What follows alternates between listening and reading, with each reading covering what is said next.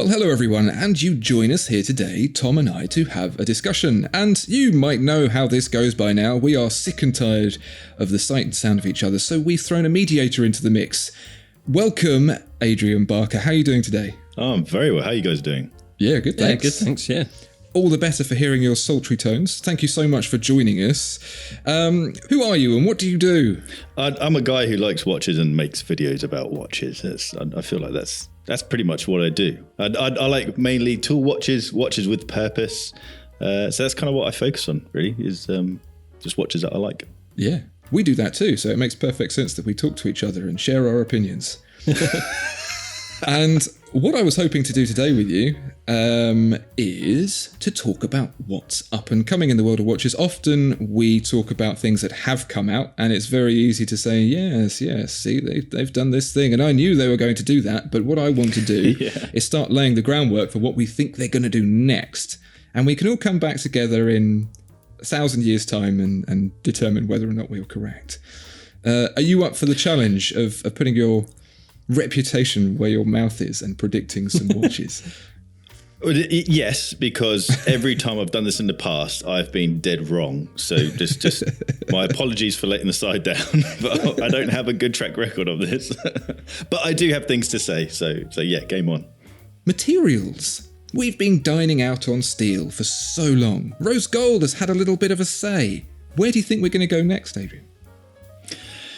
So if we were to jump back, say, 8 months, and the economy was in a relatively stable position, Ukraine was a happy place, I would have said there's going to be a massive trend of two-tone, and gold will be coming back for 2 reasons. One, maybe 3 reasons. People are annoyed about how hard it is to buy steel versions of watches, and so they buy the gold version because it's slightly easier. But also people have more money. We are still not spending in the same way that we were before COVID, or at least we're not going on holiday in the same way that we were before COVID. And so we had money to burn, essentially. And so that kind of gave us the reason to upgrade our metal from steel to gold. But also visually, I think two-tone's a really good looking combination. I love the color combination, whether it's yellow or rose gold. But because we're in the situation that we're in, because the economy is the way that it is, I actually think that we're going to be moving away from, and this is my prediction that I think will be very wrong, but my prediction is we're going to be moving away from things that are overtly flamboyant, overtly flashy. I think we're going to be going back to, I feel like this was perhaps 5 years ago, the under the radar wealth. The white gold will be coming back again. Perhaps more adventurous things like playful things around titanium, and maybe playing around with different shades of metal. I really liked the Vacheron Constantin Overseas, the Everest edition, where they're playing with titanium and steel together, getting those little subtle shades of metal. But that's where I feel like we're going to be going, moving away from gold, or at least yellow and rose gold, and moving back to more plain metals, more under the radar wealth. Because I think, not to put it down on the show, but I think the economy is in a bad way, and I can't see it recovering. I think it's going to go down even further. We don't want to get political. Yeah. Well, I have potentially the complete opposite thought. Right. Oh, cool. And I'll lay that out for you and see what you think. And I no doubt we will somehow both be wrong. So I've got this theory that we move in cycles of 50 years when it comes to watch trends. Wow. Based on what is popular at auction. So we, the people, sit about 10 years behind the people who are like the first people to spot trends in auction and stuff like that. And the long and short of it is that I think that we, the general watch buying public, pick up on the new watches that are based on trends from 50 years ago. A very easy way to slice that is with the 1970s, right, with all of the big hype. And so my feeling is that the next trend will be an 80s trend, which is gold. So yellow gold, like the resurgence of specifically yellow gold instead of rose or white or platinum, but yellow gold. Because yellow gold over the last few decades has been a bit kind of like, ew. One of the big tells of this, I think, is that the 222 is back in all gold. But what I do agree with you with is that, again, in the 80s, stuff started getting quite a bit smaller. So you had things like the Piaget Polo S, I think that was a watch in the 80s, and it was still quite a thin watch. It was still quite an under-the-cuff disappear, but it was all in yellow gold. So I think you're right in that. I think wealth will become less ostentatious in the fact that it doesn't fit under a cuff, but it'll all be gold and it'll just slip under. Smaller gold watches. That's interesting. And I think that's gonna sit hand in hand with the fact that we're going to see watchmakers like Bulgari and Piaget and the jewellery watchmakers who were popular in the 80s start to get a little bit more popularity with those yellow gold type watches. You two seem to both be forgetting the massive explosion in popularity in bioceramics. And I think... explosion in views, maybe. Yeah. Yeah, that's where we're headed. More sustainable materials. E-steel, Panerai making a big push for that. The steel sports watch is going to be an evergreen product for the rest of our lives, and it's going to just be more and more sustainable as we go on, I think. Yeah, it's a really good point. When Rolex relaunched the Explorer as 36, I thought I was very happy because I'm wearing a 36mm Explorer. That is legitimately my favourite watch of all time. But I know that my taste isn't perhaps everyone else's taste, and the trend certainly isn't for men or people to wear 36mm watches. So I thought that was an interesting move. It was also an interesting move that Rolex launched it as two-tone, because that's completely against the whole idea of the Explorer. The Explorer isn't a Submariner, it isn't an in-your-face watch, and so it's bizarre to make something flashy that isn't in your face, because it's kind of saying, let's make a statement piece of a piece that isn't the statement piece. Bit odd, but that completely taps into, Andrew, your viewpoint. And if we were to say who is a trendsetter, or who is the one brand that looks forward and is able to predict the future, it'd quite possibly be Rolex. And so maybe you and Rolex are on it with the trends. But I think you're on it too. I think you're on it with the idea of not wanting things to be as showy, like big reshow mills and things like that. Will start to disappear and be replaced by smaller watches that you know are expensive, and when they come out you can see they look expensive. But it's kind of like back to the 1930s with the move away from pocket watches after the Great Depression and into wristwatches that fit under a cuff, that are very minimally designed but are made of exquisite materials. And Tom, really good point about the sustainability, because I expect as well we'll see talk of gold being reused. Less mining of new gold and more recovery of gold, perhaps for electronic devices or kind of unworn jewellery and things like that. And I think that will play a big part too. How much of tastemaking do you think is actually set out by a singular piece? Like the resurgence of the 222 is just something that Vacheron have felt like, oh, this could do really well now because everyone's after this boxy 70s style. Do you think is there a piece right now that is setting that trend? You're saying yellow gold, Andrew, is where it's going to be at. Do you think it's because of that? But that's sort of following on from, the popularity of the Royal Oak and things like that. Well, I think that really bridges the gap between the two, because it's a lot smaller, it's a lot thinner. It doesn't feel like the same kind of ostentatious size as the Royal Oak. Yeah. And like because it's all brushed as well and gold, I think that bridges the gap. And Adrian, your point about the two-tone Explorer, again, I think that's like weaning people back onto the idea of yellow gold, and maybe we'll start to see more full yellow gold models start to become popular. Yeah, the 222 is so much classier than a Royal Oak. It's it isn't that in your face design. Yes, it's quite clearly gold. It's a beautiful watch, but it feels classy.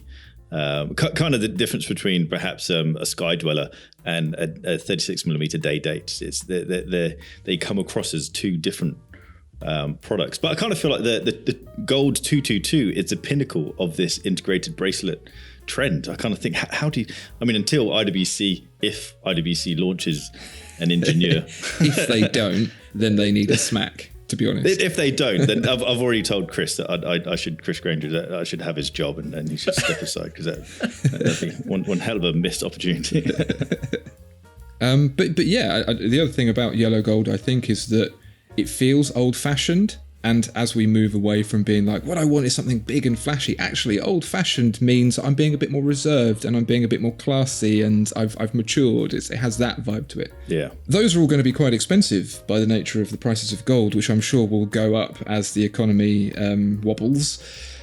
So that brings us on to affordable watches. We're seeing more and more affordable watches coming out from niche independent watchmakers and even just designers. So I keep banging on about Studio Underdog and Richard Benson and what he has done in the very short period of time to create something that's very well revered.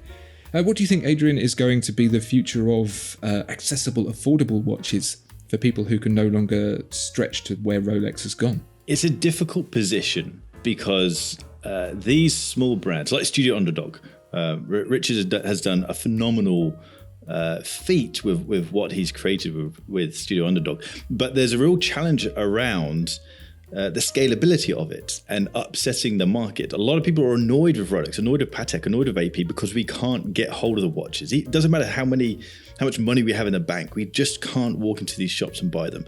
And we don't want any more of that process.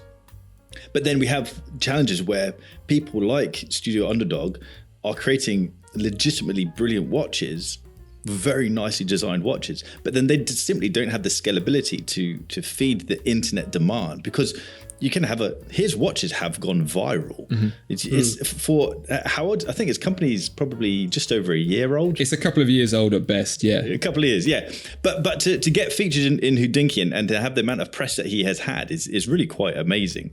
And that's just testament to how nicely designed his products are. But it's hard for a company of that size with that level of cash flow to then cater for the internet market, because it isn't just a local company. You're immediately a global company. So it's a real challenge for and you can throw Ming into the mix there as well, and Zodiac. These smaller brands do struggle with the demand, and we don't want any more waitlisted things or sold out things. So it's a real challenge, but I do think there is definitely a future in smaller brands coming up and people moving away from the main brands. I mean, you just see the meteoric rise of FP Journe. Mm-hmm. People getting annoyed with not being able to get the Patek that they want, so they can simply go over and get something arguably nicer from FP Journe. Well, not anymore, because it's just impossible to get. And so the machine continues to rumble on. Tom, exactly. You are a connoisseur of the affordable timepiece. What are your hopes and dreams for what's coming up? Well, I think it's always been the role in many industries for independents and micro brands to deviate away from the mainstream. You know, the big boys are all going to do what's popular, but that leaves room for the little guys to fill in the gaps and create the niches. So I just hope we just continue to see more weird and wonderful pieces like the watermelon watch and other things that the big boys wouldn't even dream of doing, you know. Mm-hmm. Yeah, so that's my hope, is just to see a few more out there pieces on the market. And heritage is always a big thing, isn't it? With Studio Underdog is a very young company, and that's something that watch buyers are a little bit afraid of, aren't they? They want to know that they're going to get, you know, something with a bit of history and a bit of reliability and stuff. And so sometimes micro brands are a bit of a gamble, but I think the popularity of watches is just soaring all the time. So I think we're going to see more and more micro brands coming out, and we're going to see more and more interesting pieces. And I look forward to that. Hopefully it will happen. And I think the importance of heritage, from my view of the watch world, is becoming less and less, because there's like I say, there's fun stuff being done and cool stuff being done. You couldn't imagine one of these legacy watch companies doing a watermelon watch, but or doing what Studio Underdog did, Richard, with the chronograph, separating the logo, having the logo one side and the model the other side. It's like, how did it take for a very young chap in a 1-year-old or a brand new watch company to fix something that watch brands have been doing for hundreds of years, 100 years? And so it's funny that that's happened. But I do feel like heritage is becoming less and less of a thing. Or maybe that's just my view of it. Yeah, there's two very good points there. One, Tom, you were talking about reliability. I think with the access people have now to better quality manufacturing, even outside of Switzerland, the quality that can be made at the price that it can be made for, the movements that you can purchase and put in a watch that are very reliable and easy to service. Yeah. For me, it's a little bit like the transition from petrol-powered cars, which of course I love, to electric ones. the simplicity of the manufacturer aids people to do a lot more with a lot less. And I think that reliability that brings gives people more hope in being able to purchase something cheaper, so they're generally less worried about its reliability because it's less money to lose, but also actually owning it and going, yeah, you know what, I can buy a $500 watch and it will work for many, many years without worry.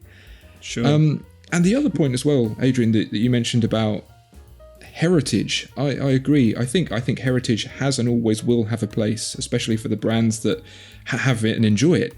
But what we've seen with, as you said, with FP Journe, is people saying, hang on a minute, like this guy's not been doing it for long, but he's a person and he's doing it, and I can see into his mind. And you get, rather than this big, vast museum of kind of faceless invention, you meet a person, you learn their personality. He's built a brand around the idea that he's a grumpus, and people buy into that. People love it, and I see independence being a lot more popular because you go, oh, hello, especially early doors. I spoke to Minhoon Yu the other day, and his clients are people who are like, I love the fact that I'm seeing your brand grow and seeing your skill set develop, and I want to be on the ground floor of that. It's exciting for collectors in a way that hasn't existed before. Yeah, well, maybe then it's not so much about heritage and reliability. It's more about just acceptance of new brands. Hopefully we'll just see more of that. There'll be less snobbery and people will take a chance.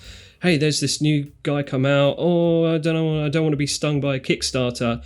Actually, people will be like, you know what, let's take a crack at this. It looks really cool. Let's give it a go. I'm sure the pushers won't fall off. just super glue. I super glued it back on. Oh, brilliant! Yeah.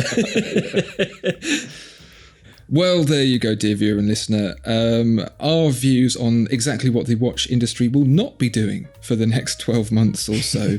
You didn't hear it here first. Thank you so much, Adrian, for joining us. Well, thanks for having me. Links to his channel in the description below. Now named Adrian Barker, which he did, apparently, I've heard he did for money. It was purely for money. I'd paid millions for that. Farewell, Jackson. We hardly knew ye. And links to the About Effing Time podcast too. Thank you very much. All of you listening, please do like, comment, subscribe, and all of that juicy stuff. And we will see you next time. Goodbye. Thanks so much, guys. Bye-bye. Why do I always wave? Who am I waving to? This conversation actually went on a lot longer than this, and if you want to hear the rest of it, you can. It's over on all the good podcast channels like Apple and Spotify, etc.